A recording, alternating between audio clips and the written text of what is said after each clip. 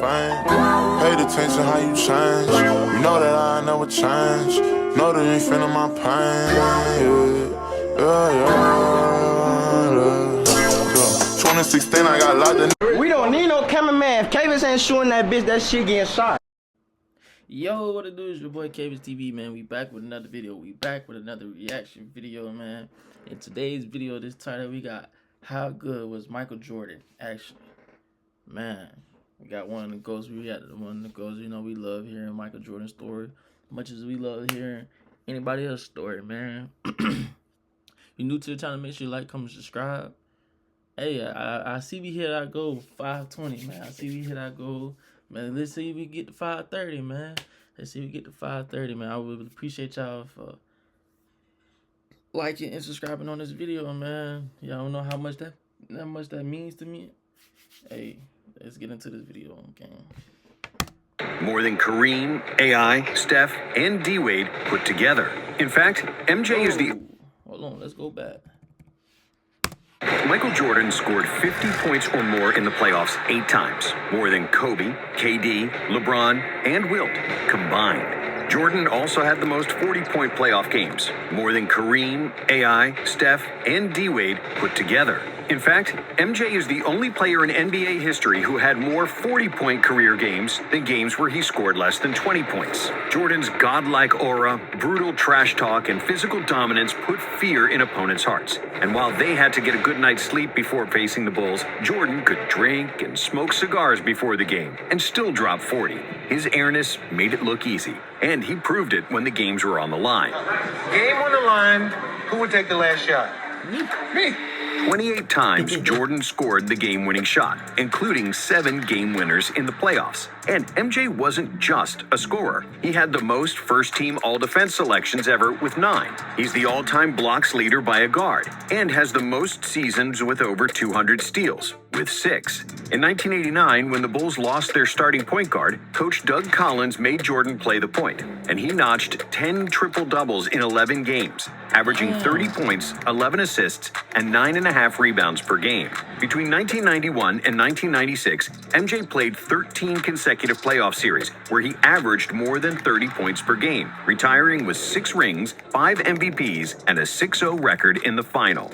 But despite his seemingly invincible legacy, Jordan did have some weaknesses. MJ led the NBA in field goal attempts 9 times during his 13 years in Chicago, and he was a bit of a ball hog, especially in his early career. Jordan also had some bad playoff games, and he certainly wasn't the most pleasant teammate. So, how good was Michael Jordan actually? And is he really the GOAT?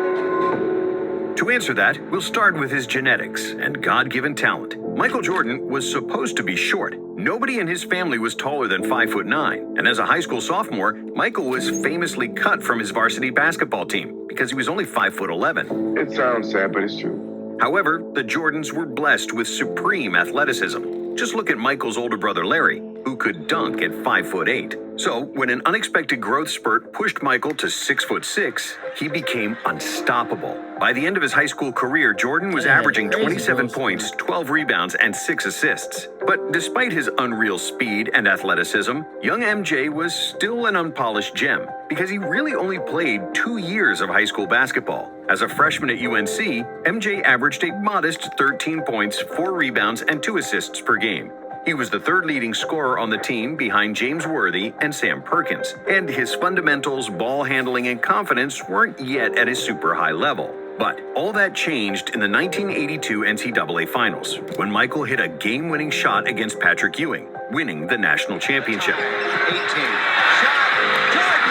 North Carolina has won the 1982 NCAA championship. Jordan said this was the biggest turning point of his career, because after that, his confidence was through the roof. That turned my name from Mike to Michael Jordan. It gave me the confidence that I needed to start to excel at the game of basketball. In the next 2 seasons, Jordan continued his basketball education under Dean Smith and became a complete player. He averaged 20 points per game, was a consensus first-team All-American, and as a junior in 1984, he was named Collegiate Player of the Year. But based on his college career alone, it was hard to predict that Jordan would reach the pinnacle of the NBA. After all, many great players who came before Michael had far better college careers, including Kareem, Magic, Bird, Bill Walton, Bill Russell, Oscar Robertson, David Thompson, Pete Maravich, and a few others. Because of his relatively modest numbers in college, and because the 80s were the era of the big men, Jordan was selected third in the 1984 NBA draft, behind centers Hakeem Olajuwon and Sam Bowie.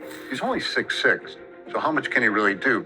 We wish he were 7'1", but he isn't. However, it took just 2 practices for the Bulls coach to call the general manager and say, "You didn't mess up the draft this time." For the first day in practice, my mentality was whoever is the team leader on that team, going after him.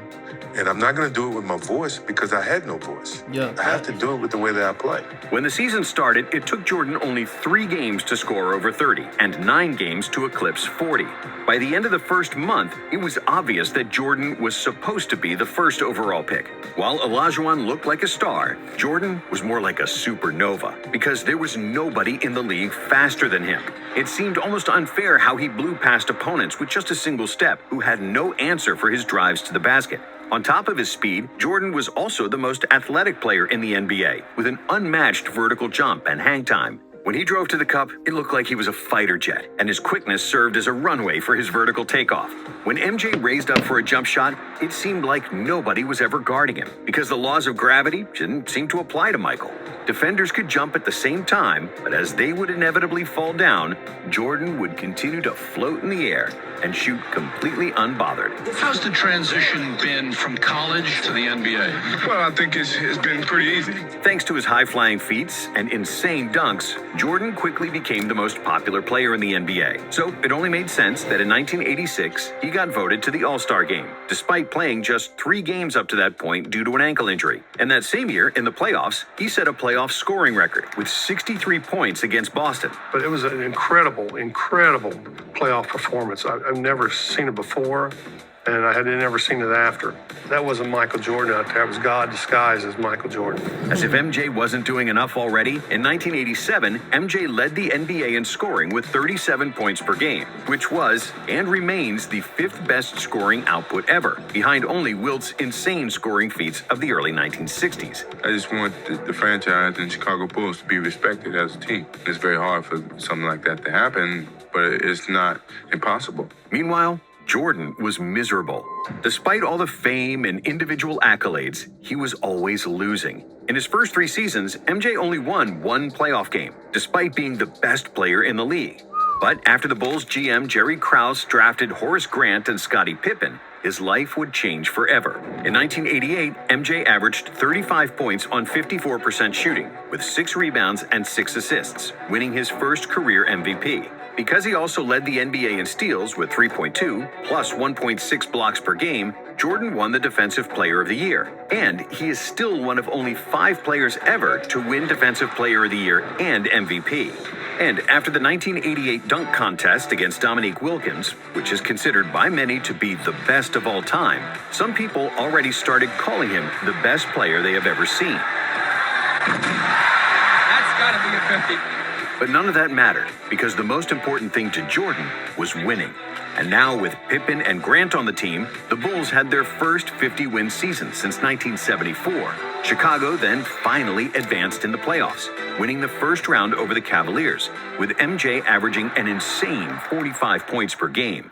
However, in the second round, a more experienced Pistons team defeated the Bulls pretty easily, 4 games to 1. It was proof that individual greatness doesn't translate to playoff wins, a lesson Jordan had yet to learn. But that didn't make him any less entertaining to watch. In the 1989 season, Jordan hit his first legendary shot in the NBA, simply known as the shot. A shot on Elo. Good! The Bulls win! They win! Set the Cleveland Cavaliers! In the second round, the Bulls got past the Knicks, but they again fell victim to the Pistons, who bullied Jordan with their physicality. And in 1990, it was more of the same.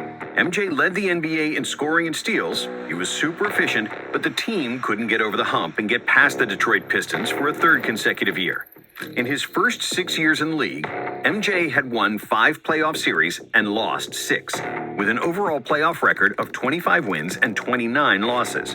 So after that third loss to the Pistons, the media started doubting Jordan, questioning his ability to play team basketball, and wondering if he was only concerned about himself and his numbers. And in a way, they were right. In the 80s, he was often trying to score out of double or even triple teams, ignoring his wide-open teammates. In 1989, he was a capable passer, averaging a career-high 8 dimes per game, but Jordan always looked to score first and pass second. And he wasn't like Magic, Jokic, or Doncic, who manipulate defenses with their eyes and fake defenders into wrong coverages. Jordan's passing was more reactive. He got rid of the ball only when he saw that somebody was wide open. And since Jordan was like a black hole that sucked all the defensive attention, when he did opt to pass, it was usually for an easy dunk. But despite MJ's ridiculous scoring numbers, the Bulls' offense was always average during the 80s, and they were actually at their best in 1986, when Mike missed 80% of the season due to an ankle injury. It wasn't until 1990, the arrival of Phil Jackson and the emergence of Scottie Pippen, that the Bulls' offense cracked the top 5 in the NBA. Pippen's passing and pushing the ball in the open court created lots of space for Jordan, who could finally trust someone else to make plays for him consistently.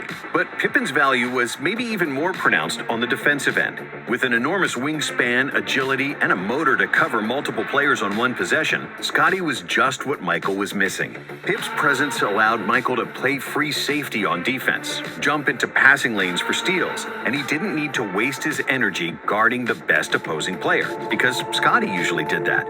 And after agonizing defeats against the Pistons, MJ decided to bulk up, which was unprecedented at the time.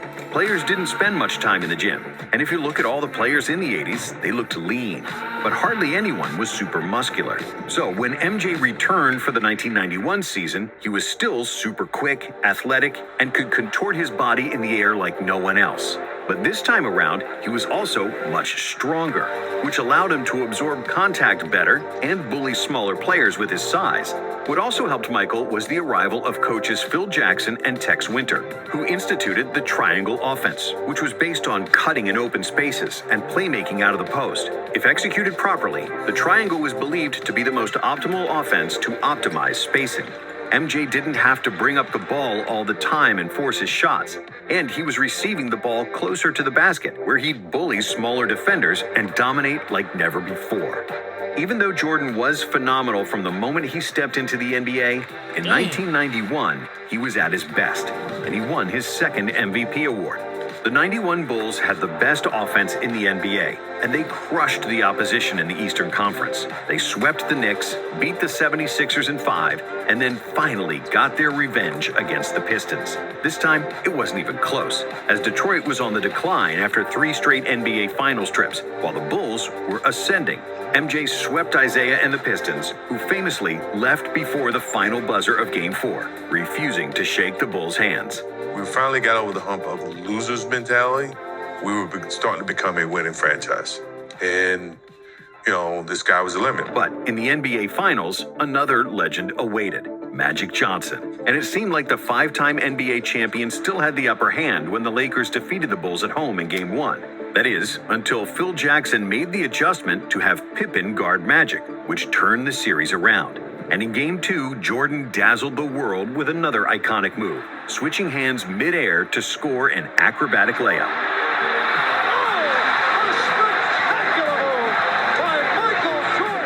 The Bulls won the next 4 games, and at last, the championship. Jordan's hunger for an NBA ring was finally satisfied. Throughout the playoffs, MJ averaged 31 points, 8.5 assists, 6.5 rebounds, 2.5 steals, and 1.5 blocks, shooting a career-high 56% from the field.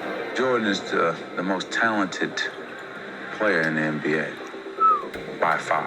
And the 1992 season was a continuation of peak form for Jordan and the Bulls. Another scoring title with super efficient shooting, first-team all-defense, and another MVP for his airness. The Bulls once again had the best offense in the NBA and won a franchise record 67 games. Chicago reached the finals against the Trailblazers, and the media pushed the narrative that Clyde Drexler was better than Jordan, because Jordan is not a good outside shooter. So MJ responded by nailing 6 threes and 35 points in the first half of Game 1, which was a finals record for both threes and points in a half, in what will forever be remembered as the Shrug Game. And even though Portland tied the series at 2 apiece, the Bulls were just too good, and they won the series in 6, with MJ averaging 36 points in the finals. After the second finals and the Dream Team experience in Barcelona, Pippen and Jordan came into the '93 season with an empty tank. The Bulls weren't as dominant in the regular season. But even though he was tired, MJ still led the NBA in scoring, which was his 7th scoring title in a row. And he also led the league in steals. Chicago made it to a 3rd consecutive finals, where they faced league MVP Charles Barkley and the Phoenix Suns, the best team in the regular season. Barkley was also the best player on the Dream Team, and when he won the MVP, many people believed that he could be an even better player than Michael, which pissed off Jordan. But because of the Suns' inexperience and Barkley's nasty elbow injury, the Bulls won the first 2 games on the road, and it seemed like it would be smooth sailing to the next title. However, the Suns weren't going away that easily. They won games 3 and 5 in Chicago, and they could have won game 4 too, if it wasn't for Jordan. That motherfucker would not let me win that game. Who buried the Suns with 55 points, the second highest scoring game in NBA Finals history. And Michael just outplayed me. That was probably the first time in my life that I felt like there was a better basketball player in the world than me, to be honest with you. After 5 games, it was 3-2 for the Bulls, but the remaining 2 games were to be played in Arizona. In Game 6, the Suns had the lead throughout the 4th quarter, but Jordan kept the Bulls in the game, and everybody expected Jordan to take the final shot to tie the game. But MJ wasn't the same stubborn player as before, and he gave up the ball early to set up an open shot for John Paxson.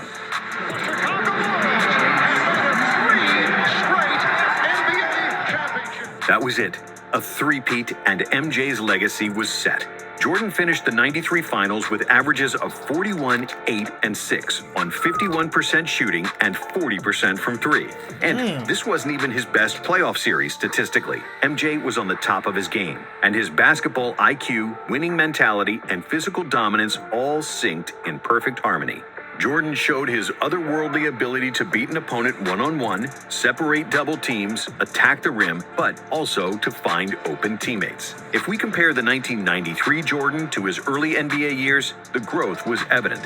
When it was needed, he was pressing full court defensively. When nobody could score, he recognized it and carried the Bulls. And when he got doubled, he gave up the ball without trying to be a hero.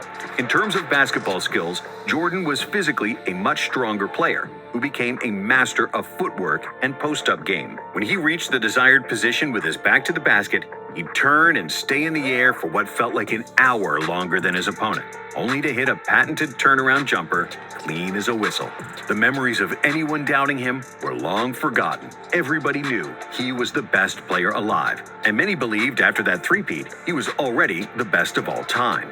My love for this game is strong. I'm going to be here as long as my love is strong, Jordan told reporters after the finals in a champagne-soaked locker room. However, just 1 month later, his father was killed, and Jordan retired from basketball for a year and a half. The love for basketball was put on hold. I had him for 32 years, and he taught me a lot in 32 years.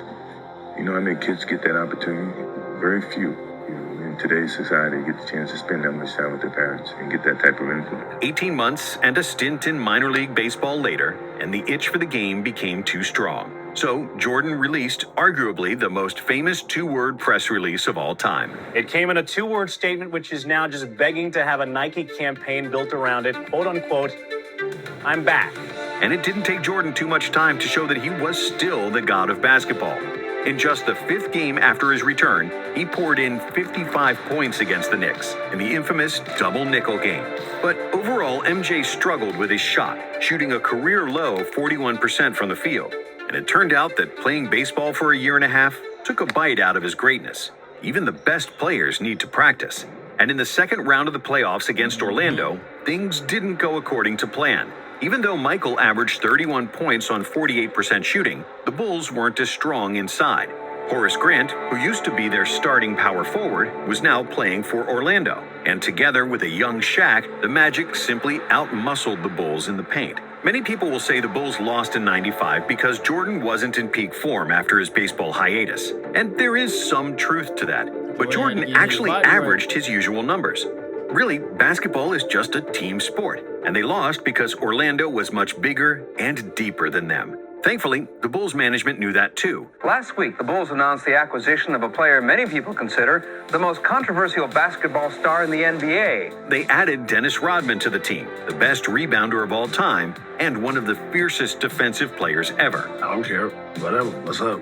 A year before, they also added Steve Kerr, the most accurate three-point shooter ever. And together with a defensive dog, Ron Harper, and Tony Kukoc, who was the most versatile power forward in the NBA, MJ had the best supporting cast in the league. In the 1996 season, the Bulls were so good that they became only the second team in NBA history to lead the NBA in offensive and defensive rating. And their plus 13.4 net rating is still the best ever. Their 72-10 record was the best of all time, and of course, Jordan won an MVP, averaging 36-4. As for the playoffs, there was no stopping the Bulls. Only the Sonics in the finals showed any kind of resistance, and Gary Payton was the first defender to have slowed down Michael, but he couldn't beat him, and Chicago won their fourth title, with Michael crying his guts out in the locker room because it was the first championship he won without his father. I know he's watching.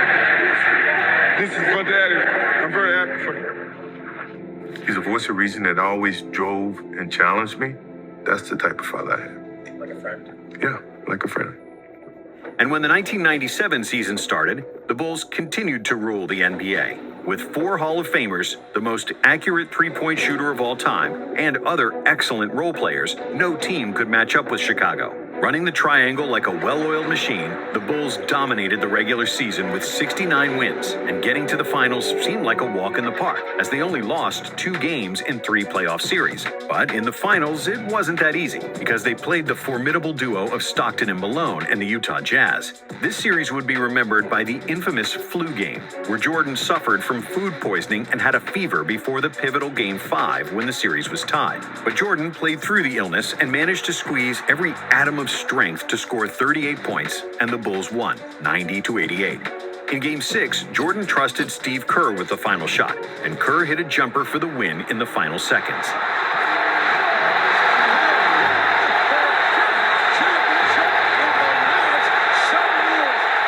However, when the 1998 season started, the Bulls were running on fumes. Pippen had injury problems and disputes with management, and Rodman was more reckless than ever. But they still had Michael. Even though he wasn't as athletic as before and his efficiency decreased, Jordan was still capable of winning games by himself. The Bulls finished with 62 wins despite Pippen missing half the season, and that's why Jordan was named NBA MVP for the 5th time. In the playoffs, the Bulls survived the Indiana Pacers in the Eastern Finals, winning Game 7 by 5 points.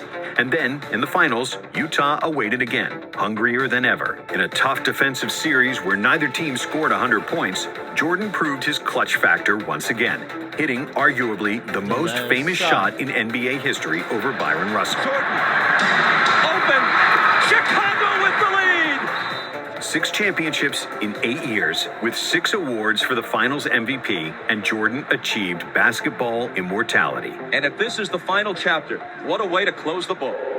After 1998, Jordan retired for the 2nd time, which was the end of his prime, and we can sum up his career with the Bulls in 3 parts. The first part being between 1984 and 1990, when he was easily the most athletic player in the NBA, a scoring machine beating players with speed and leaving defenders stuck in the mud. But basketball is a team sport, and Jordan didn't have enough quality teammates around him, and those who he did have, he didn't trust. The second part was the first three-peat, when he slowed down a bit and wasn't going 100 miles per hour on every possession. MJ was then physically stronger, he became a master of all facets of the game, improved his shot, and started trusting his teammates. And then came the second three-peat, where the Bulls had the deepest and most versatile team in the NBA. The Bulls with Pippen, rookie Kukoc, and Kerr won 55 games in the 1994 season, and they played without Jordan, Rodman, and Harper, who was maybe the most underrated teammate MJ ever had. When they all got together in 1996, it was game over for the league. But having good teammates is essential to winning in the NBA, especially when you're past your physical prime. Jordan lost a chunk of his quickness during the second three-peat. But that's like when a Ferrari loses 100 horsepower. It's still faster than almost anything else on the road. And that answers the question, how good was Michael Jordan actually? Even when he wasn't at his best, Jordan was still the best player in the league. If you divide his career into 3 parts, each part would suffice for a Hall of Fame career. In his first 6 seasons, Jordan didn't win a ring, but he was the most electrifying athlete the NBA had ever seen, with unreal stats and winning all possible accolades. The first three-peat was Jordan at his best, showcasing a level of basketball that's rare and few, if any, have touched. And with his second three-peat, the Bulls won 72, 69, and 62 games in the regular season, and capped it off with 3 championship rings, losing just 13 games in 12 playoff series from 1996 to 1998. The only season of his career where Jordan wasn't the best player in the league was probably just his rookie season. Jordan was the best player in the world for over a decade, something that can be said only of 3 other players, Wilt, Kareem, and LeBron. But while Kareem's individual and team accomplishments are similar to MJ's, Jabbar wasn't the best player on his team for 3 of his 6 championships, and he only has 2 Finals MVPs compared to Jordan's 6. Wilt's scoring numbers from the 60s were impossible to reach even for Jordan, but he only won 2 titles and was constantly losing to Bill Russell. And finally, there's LeBron, who might be the most complete basketball player ever. And due to his longevity, he is the statistical GOAT. But LeBron only has 4 titles and has lost 6 times in the finals, including the 2011 dud against the Mavs, where he played a catastrophic series that cost Miami the championship. And that's something that never happened to Jordan. And because of his decade of dominance, a 6-0 record in the finals, with 6 Finals MVPs, and the biggest impact on NBA popularity worldwide, it's hard to say that Jordan wasn't the greatest player to ever touch a basketball. Speaking of Jordan, we've got another video about him and Pippen you simply can't miss. Hey man, let me know if y'all want to hit the channel. Make sure you like, comment, subscribe. Damn, camera finna die again. I don't know why, but hey, see y'all next video, man. Okay.